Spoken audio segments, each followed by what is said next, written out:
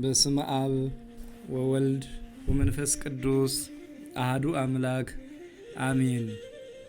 የተወደዳችሁ የተከበራችሁ የእግዚአብሔር ቤተሰቦች የእናታችን የንጽሕተ ንጹሐን የቅድስተ ቅዱሳን የድንግል ማርያም የአስራትና የቃል ኪዳን ልጆች አንድ አምላክ በሚሆን በአብ በወልድ በመንፈስ ቅዱስ ስም እንደምን ሰነበታችሁ? እንደምን ከረማችሁ? መመስገን የባህሪው የሆነ የአባቶቻችን አምላክ ልዑል እግዚአብሔር በፍጥረታት ሁሉ አንደበት ዛሬም ዘወትርም ለዘላለሙ የተመሰገነ ይሁን። እናታችን ንጽሕተ ንጹሐን ቅድስተ ቅዱሳን አምላክን ያየንባት ስለ አምላካችንም የምንነጋገርባት ቋንቋችን የገብርኤል ብስራቱ የጌታችን እናቱ የሁላችን እናትና እመቤት ቅድስት ድንግል ማርያም ክብርና ምስጋና ይድረሳት። ቅዱስ መስቀሉ፣ ቅዱሳን ጻድቃን ሰማዕታት፣ ቅዱሳን መላእክት እግዚአብሔር ባከበራቸው መጠን ክብርና ምስጋና ይድረሳቸው። የተወደዳችሁ የእግዚአብሔር ቤተሰቦች እንኳን ለሆሳዕና በዓል ሁላችሁንም በሰላም በጤና ጠብቆ አደረሳችሁ።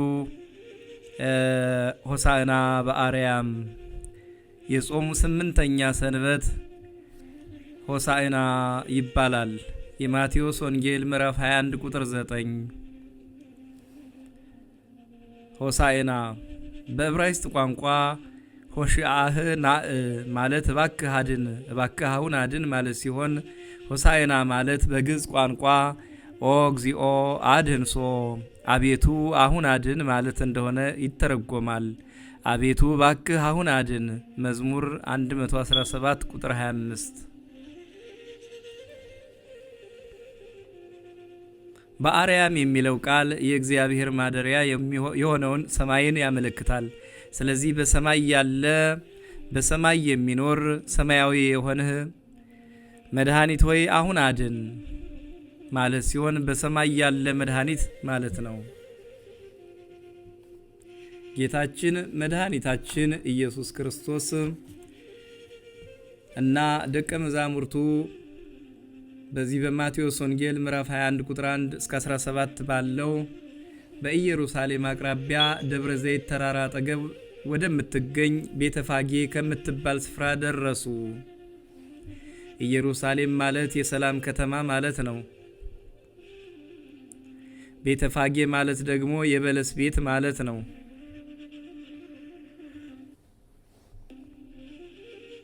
በእኛ አባቶች ደግሞ የተመሳቀለ ጎዳና ተብሎ ተተርጉሟል። ያን ጊዜ ኢየሱስ ከደቀ መዛሙርቱ ሁለቱን በፊታችሁ ወዳለች መንደር ሂዱ፣ የታሰረችን አህያ ከውርንጫዋ ጋር ታገኛላችሁ፣ ፈታችሁ አምጡልኝ፣ ፍትሕወን ወአምጽእወን ሊተ። ማንም አንዳች ቢላችሁ ለጌታ ያስፈልጉታል፣ ጌታቸው ይሻቸዋል በሉ አላቸው። ሐዋርያትም ፈተው አመጡለት። ሰው ሁሉ ከማይሰራ ኃጢአት የሚፈታበት ጊዜ እንደደረሰ ለማጠየቅ ወይም ለማመልከት። ታዲያ የሐዋርያት አገልግሎት የታሰሩትን በወንጌል ቃል በጌታ ቃል መፍታት ነው። ሌቦች አጋንንት ያሰሯቸው ብዙ የኃጢአት እስረኞች አሉ። ጌታ የታሰሩትን እንዲፈቱ ተማሪዎቹን አዟቸዋል። በሐዋርያት አገልግሎት የተፈቱትም የመሲሁ መገለጫዎች የእግዚአብሔር ማደሪያዎች ናቸው። የእግዚአብሔር ዕቃዎች እግዚአብሔር መሳሪያዎች ናቸው። የታሰሩ አህዮች ተፈቱ። የክርስቲያናዊ ሕይወት የመጀመሪያው ምዕራፍ ከሰይጣን እስራት መፈታት ነው። በነጻነት ልንኖር ክርስቶስ ነጻነትን አወጣን ሲል ብርሃነ ዓለም ቅዱስ ጳውሎስ ለገላትያ ሰዎች በጻፈው መልእክቱ ምዕራፍ 5 ቁጥር 1 ላይ ተናግሯል።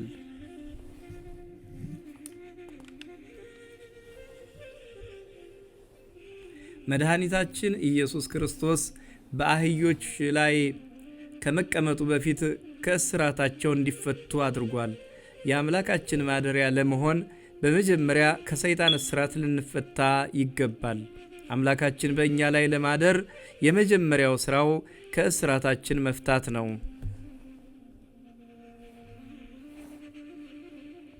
መዝሙረኛው ዳዊት በ145 ምዕራፍ ቁጥር 8 ላይ እግዚአብሔር የታሰሩትን ይፈታል አለ።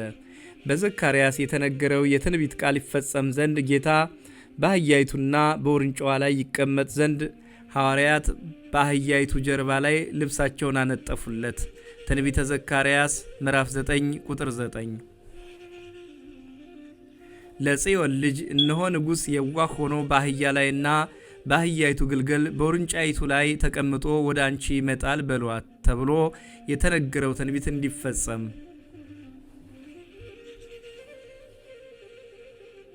የዓለምን ኃጢአት የሚጋርድ አዲስ ልብስ ኢየሱስ ክርስቶስ ነውና ልብስ ኀፍረትን እንደሚጋርድ ከባቴ አበሳ በደልን የምትጋርድ ነህ ሲሉ ልብስ አነጠፉለት።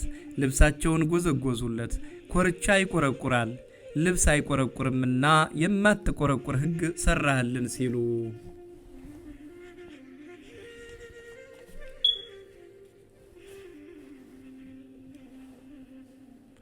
ጌታም በአህያዋና በውርንጫዋ ላይ ተቀምጦ ወደ ኢየሩሳሌም ሄደ።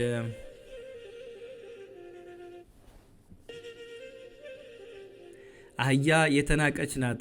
ራሳቸውን ዝቅ ባደረጉ መንፈሳቸው ወደ ተሰበረ አምላክ እንደሚመለከት ያስተምራል። ትንቢተ ኢሳይያስ ምዕራፍ 53 ቁጥር 23። ደቀ መዛሙርቱም ሰማይ ተከፍቶ ፀሐይ ከአህያዋ ፊት ሆና ስትሰግድ ምድሪቱም ብርት ጽድልት ስትሆን መላእክትም ከሰማይ ወርደው አህያውን ከበው ሲያመሰግኑ ታይተው እነሆ ልብሳቸውን ከመሬት ላይ አነጠፉ።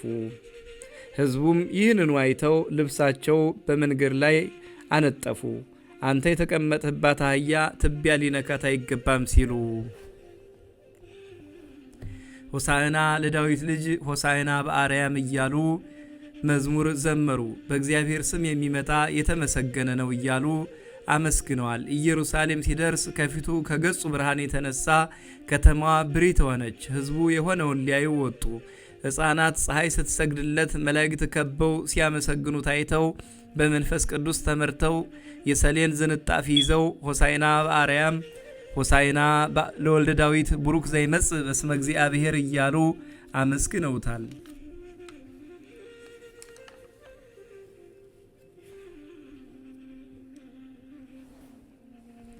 በምን ልማድ ቢሉ ሰሌን ይዘው ለምን አመሰገኑት? ሰሌን ይዘው በምን ልማድ ነው ቢሉ አብርሃም ይስሐቅን፣ ይስሐቅ ያዕቆብን በወለዱ ጊዜ፣ እስራኤል ከግብፅ ባርነት ነፃ በወጡ ጊዜ፣ ዮዲት የእስራኤልን ጠላት ሆሎፎርኒስን በገደለች ጊዜ ሰሌን ይዘው አመስግነዋልና በዚያ ልማድ። ሰሌን ሾሃም ነው። ትምህርተ ኃይል ትምህርተ መዊ ነህ ሲሉ እሳት አይበላውም ለብልቦ ይተወዋል።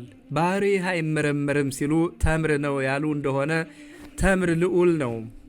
ልዑለ ባህሪ ነህ ሲሉ ፍሬው አንድ ነው። ዋህደ ባህሪ ነህ ሲሉ ፍሬው በእሾህ የተከበበ ነው። ባህሪህ አይመረመርም ሲሉ በሰማይ ያለ በሰማይ የሚኖር ሰማያዊ የሆንህ መድኃኒት ሆይ አሁን አድን እያሉ ዘመሩ። በዚህ ሁኔታ ወደ ኢየሩሳሌም መሲህ ክርስቶስ ሲገባ መላው ከተማ ይህ ማን ነው ብሎ ተናወጠ።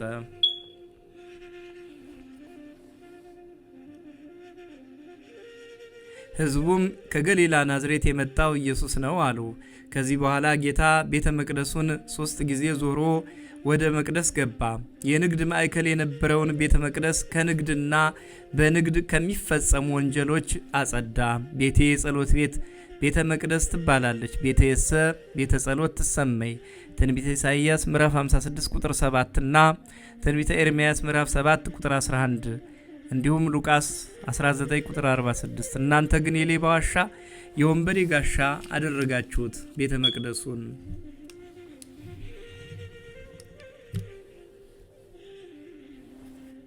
ቤቴ የሰ ቤተ ጸሎት ትሰመይ፣ ቤቴ የጸሎት ቤት ትባላለች ብሎ በቤተ መቅደስ የሚሸጡትን የሚለውጡትን ሁሉ አስወጣ።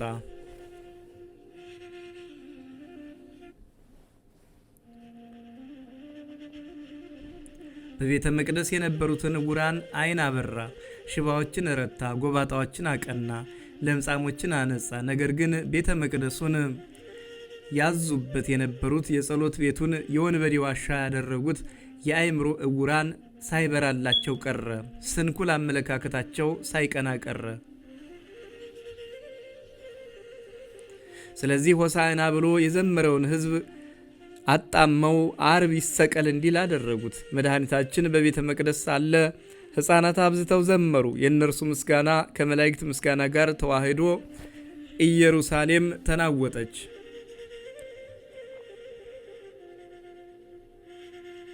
የካህናት አለቆች ወይም የአይሁድ ሊቃናት ምን መጣብን ብለው ደንግጠው ቢወጡ ሕፃናቱ ሲያመሰግኑ አገኙ። ዓይናቸው ደም ለበሰ፣ ልባቸው ቁጣ ተሞላ። እግዚአብሔር በሚመሰገንበት ምስጋና የዮሴፍን ልጅ እንድታመሰግኑት ማን አስተማራችሁ አሏቸው። ሕፃናቱም እናንተ ዕውሮች ፀሐይ ስትሰግድለት መላእክት ሲያመሰግኑት አታዩምን አሏቸው። ዝም ማሰኘት የማይቻላቸው ሲሆን ወደ ጌታ ተመልሰው እነዚህን የሚሉትን አትሰማምን? ዝም በሉ በላቸው አሉት። ጌታም እነሱ ዝም ቢሉ ደንጊያዎች ይዘምራሉ። በዚያውስ ላይ በዳዊት መዝሙር ከሚጠቡ ሕፃናት አፍ ምስጋናን አዘጋጀህልኝ፣ ጠላት ዲያብሎስ ደስ አይበለው ብለህ ተብሎ የተነገረውን አታስተውሉምን አላቸው። መዝሙር 8 ቁጥር 2። ይህን ባለ ጊዜ ይህን ባለ አእምሮ ነን የሚሉት ልብ ሲታወር፣ አንደበታቸው በሰይጣን ምክር ሲዘጋ፣ የሕፃናት አንደበት ግን ምስጋናን ያዘንብ ነበር። ወገኖቼ የእግዚአብሔር ልጅ በተናቀችዋ አህያ ወደ ቤተ መቅደስ ገባ። በጊዜው ሰዎች አድሮ መቅደሱን ለመጎብኘት ፈቃዱ ቢሆንም የሚያድርበት ሰው በማጣቱ በአህያ ተቀምጦ ወደ መቅደስ ገባ። እግዚአብሔር ለስራው የሚያድርበት ሰው ይፈልጋል። ዛሬም ሰውን ይፈልጋል። እግዚአብሔር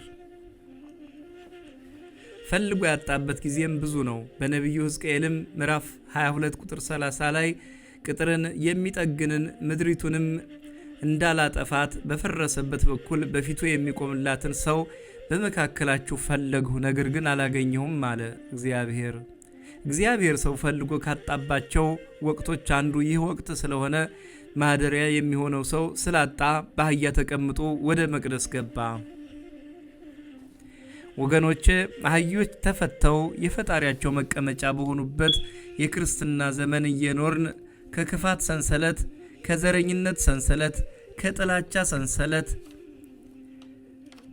ከሐሜት ሰንሰለት፣ ከሟርት ከጥንቆላ ሰንሰለት፣ ከዛር ከቃልቻ ሰንሰለት፣ ከአጋንንት ስራ ከአጋንንት አሰራር ሰንሰለት፣ ከጣዖት ሰንሰለት፣ ከምቀኝነት ሰንሰለት ያልተፈታን ከሆነ የእግዚአብሔር ልጅ ስለኛ ሰው የመሆኑ ምስጢር ያልገባን ሰዎች ነን። ነገር ግን የሆሳዕና ዕለት ዘንባባ ይዘው ከተቀበሉት መካከል የስቅለት ዕለት ይሰቀል ብለው የጮኹ፣ የሆሳዕና ዕለት ልብሳቸውን ካነጠፉለት መካከል የስቅለት ዕለት ልብሱን የገፈፉት ሰዎች ነበሩ። አስተውሉ። በደስታችን ቀን ልብሳቸውን ብቻ ሳይሆን ልባቸውን የሚያነጠፉልን ሰዎች በችግራችን ጊዜ ክብራችንን ቢገፉን በአምላካችን የተፈጸመ ስለሆነ ለሕይወታችን አዲስ ሊሆንብን አይገባም። ወገኖች ክርስቲያኖች እንደ ሐዋርያት ታዛዥ ልብ ይኖረን ዘንድ ከአምላካችን እግዚአብሔርም እስራታችንን ይፈታልን ዘንድ እንጸልይ። አህያዋን የተናቀችውን ፍጥረት እንዳልናቀ ምንም ብንበድል ኃጢአተኞች ብንሆን እንኳን በንስሐ ወደ እርሱ ብንቀርብ ይቅር ብሎ እንደሚቀበለን እንወቅ። ንስሐ እንግባ፣ ይቅር እንባባል፣ እንዋደድ፣ እንተሳሰብ፣ እንፋቀር፣ ወደ እግዚአብሔር እንመለስ። የእግዚአብሔር ማደሪያ ለመሆን ዝቅ ማለት ያስፈልጋል። ትህትናን መያዝ ያስፈልጋል። ሰውን ማክበር ያስፈልጋል። የዛሬ ታሪክ የክርስቶስ መቀመጫ የሆነችው አህያ በምትረግጠው ምድር ላይ ጨርቅ ሲነጠፍላት፣ ቅጠል ሲጎዘጎዝላት አየን። የክብር ባለቤት ክርስቶስ ያደረባቸው መንፈሳቸው የተሰበረ ቅዱሳንማ ሁልጊዜ ክብር አላቸው። ለምሳሌ እንደነ ቅዱስ አቡነ ገብረ መንፈስ ቅዱስ፣ እንደነ አቡነ ተክለ ሃይማኖት፣ እንደነ ቅድስት አርሴማ፣ እንደነ ጻድቁ አቡነ አረጋዊ፣ ሌሎችም ቅዱሳንማ ምን ያህል ክብር እንዳላቸው ምን ያህል ማክበር እንደሚገባን እናያለን። በዚህ ቅዱሳንን እናከብራቸዋለን። የቅዱሳን አምላክ ክብርና ምስጋና ይድረሰው። ያስተማረን የመከረን የአባቶቻችን አምላክ ልዑል እግዚአብሔር ስሙ ለዘላለም የተመሰገነ ይሁን። ወስብሐት ለእግዚአብሔር ወለወላዲቱ ድንግል ወለመስቀሉ ክቡር አሜን።